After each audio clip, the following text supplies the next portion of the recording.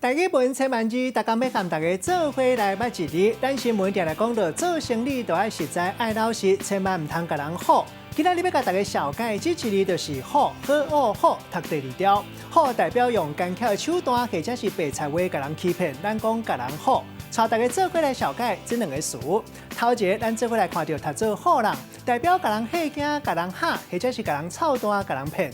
第二个词读做好凊头，咱新闻定来讲到这个词，有人讲是食凊头，意思就是讲卖物件凊重，甲人客报的重量比实际重量搁较重、搁较顶斗，安尼来加收钱。